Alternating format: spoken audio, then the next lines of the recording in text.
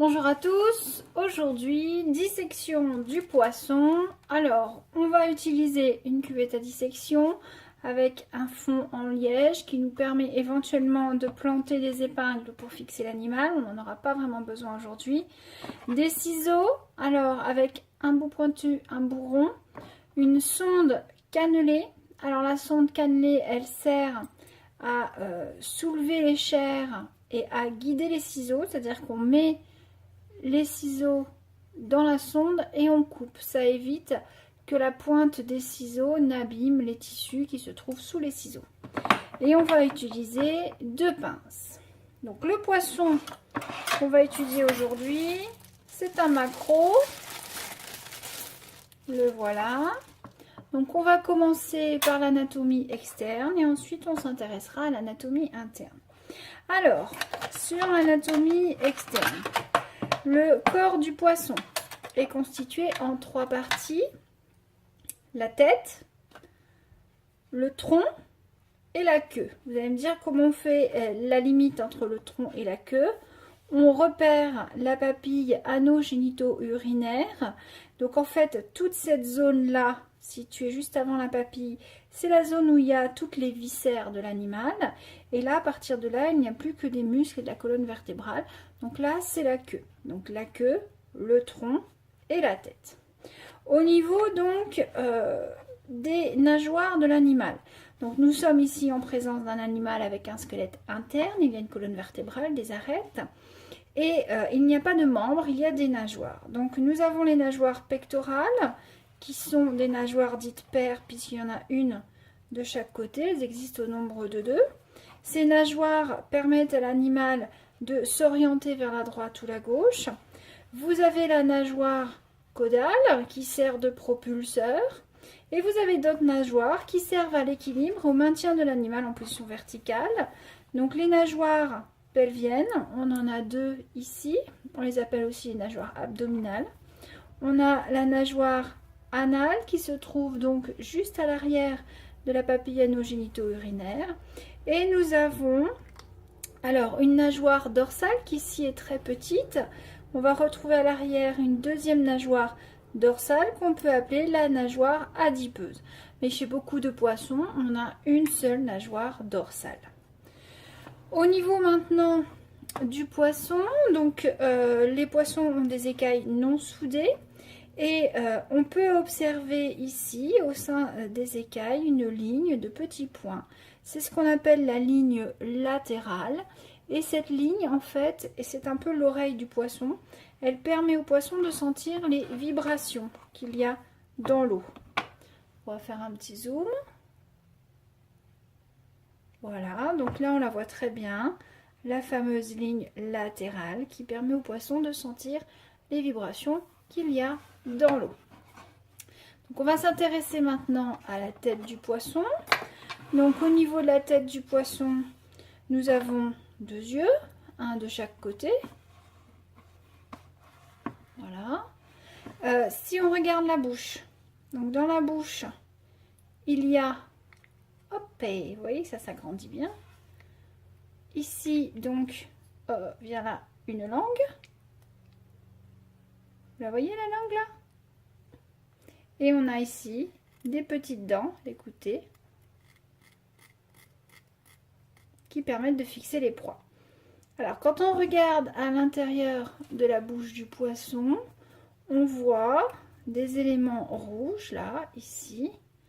Et ces éléments rouges, en fait, c'est le début des branchies. Donc l'animal respire dans l'eau, il va récupérer l'oxygène de l'eau. Il va donc devoir faire rentrer l'eau par la bouche. Et l'eau va ressortir par une ouverture qui s'appelle l'ouïe. Donc la partie protectrice qui est dure, cartilagineuse et qui protège les branchies, c'est-à-dire l'appareil respiratoire, ça s'appelle l'opercule. Donc on va maintenant ouvrir la cavité abdominale afin de voir l'ensemble des viscères. Donc pour cela, on va partir à 1 cm à peu près au-dessus de la papille anogénito-urinaire. Alors si on l'appelle anogénito-urinaire, c'est qu'en fait dans cette ouverture il y a 3 tuyaux qui débarquent. il y a l'intestin qui va décharger donc les déchets, c'est pour ça que ça porte le nom d'anneau pour anus.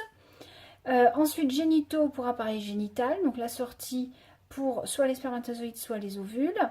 Et puis urinaire, la sortie de l'urine. Donc, on ne peut pas savoir d'extérieur si c'est un mâle ou une femelle. Il va falloir ouvrir pour le voir. Donc, pour ouvrir, on va prendre les ciseaux, on va faire ce qu'on appelle une boutonnière. On va pincer, on va faire un petit trou, hop, dans les muscles. Ça s'appelle une boutonnière, hein, comme si on voulait passer un bouton. On va ensuite insérer la sonde cannelée pour décoller les muscles. Et si on va le faire jusqu'à la mâchoire. Et ensuite, donc, la sonde va permettre de guider les ciseaux. Pour éviter de couper. Alors, apparemment, j'ai déjà une fuite, c'est mal barré. C'est peut-être pas en bon état là-dessous. Maintenant que c'est ouvert, il va falloir dégager le flanc. Donc, je prends la paroi musculaire et je remonte.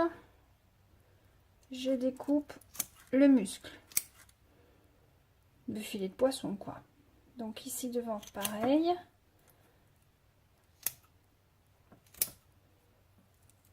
Alors, si les nageoires gênent, vous passez à côté. Et vous rabattez le filet de poisson. Donc, on voit très bien ici les arêtes. Hein, ce sont des côtes. Hop, on dégage tout ça. Alors, certains vous feront disséquer dans l'eau, d'autres non. Moi, je préfère sans eau. Alors, on peut couper si ça dérange. Hop, voilà. Donc, j'enlève le flanc. Et je le pose ici. Donc, qu'est-ce que j'ai ici? J'ai une cavité abdominale protégée par les côtes. Les côtes vont me gêner. Je vais les couper. Et les évacuer. Alors, que vois-je ici? Là, tout de suite, on reconnaît le foie. Pour ceux qui mangent du foie de morue, ça ressemble beaucoup. Tout ça ici, c'est appareil digestif. Donc, on va essayer de dégager tout ça. Voilà, donc là, j'ai l'intestin, le foie. J'ai ce qu'on appelle des sécomes ici, des poches vides. Et là, j'ai une énorme poche. On va faire un zoom. Alors donc là j'ai mis un petit peu d'eau pour que ça sente moins fort et surtout pour que les organes puissent flotter et qu'on puisse les détacher facilement. Donc tout ce qui était là je l'ai sorti, c'est l'appareil digestif. Donc dans l'appareil digestif nous avons ici l'œsophage, cette grande poche là c'est l'estomac qui se prolonge donc ici. Nous avons ce qu'on appelle des sécomes. Ce sont des poches en cul-de-sac. On peut reconnaître ici, là, accroché sur l'appareil digestif, le foie. Ceux qui mangent du foie de morue, vous aurez reconnu la structure. Et donc, à la sortie de l'estomac, nous avons... Alors, ici, c'est la vésicule biliaire qui se balade hein, en marron. Là. Et nous avons le départ de l'intestin. Alors, je vais retourner tout ça. Voilà, bon, il est cassé. Hein. Souvent, quand on achète des poissons, c'est pas ultra frais. Voilà, donc là, dans les sécomes, on a l'estomac, le départ de l'intestin, qui vient donc, mais il est tout cassé, il vient donc rejoindre ici la papille anogénito-urinaire. Donc, le circuit digestif, œsophage, estomac, l'intestin, branché sur l'estomac, le foie, la vésicule biliaire et les sécomes digestifs. Donc, la sortie des déchets par la papille anogénito-urinaire. Par cette papille anogénito